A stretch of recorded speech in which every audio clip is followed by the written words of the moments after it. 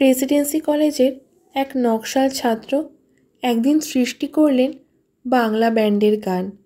শুধু তাই নয়, অনেকের মতে সেই ছাত্রটিই হলেন ভারতবর্ষে রক ব্যান্ডের জন্মদাতা। অথচ তাকে আমরা ভুলেই গেলাম। বন্ধু, এই গানটা কি মনে পড়ে? পৃথিবীটা নাকি ছোট হতে হতে স্যাটেলাইট আর কেবেলের হাতে ড্রয়িং রুমে রাখা বোকা বাক্সতে বন্দি।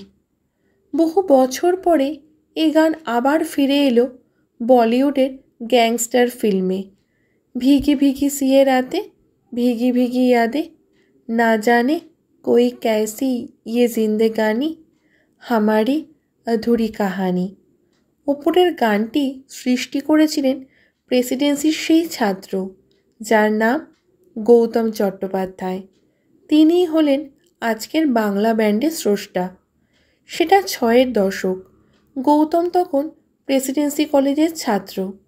নকশাল আন্দোলনের উত্তাল ঢেউয়ে ভেসে গেলেন গৌতম। গ্রামে চলে গেলেন। আন্ডারগ্রাউন্ডে থাকার সময় একদিন কলকাতায় বাড়িতে মায়ের সঙ্গে দেখা করতে এলেন। সেদিনই পুলিশের হাতে ধরা পড়ে গেলেন। প্রায় ১.৫ বছর পর জেল থেকে বাইরে এলেন। আমার গিটার হাতে তুলে নিলেন গৌতম। সৃষ্টি করলেন মহিনের ঘোড়াগুলি। আজ তার অকাল প্রয়াণ দিবস। সুসুরোর পক্ষ থেকে আমরা স্বর্গীয় শ্রী গৌতম চট্টোপাধ্যায়ের উদ্দেশ্যে শ্রদ্ধা জানালাম।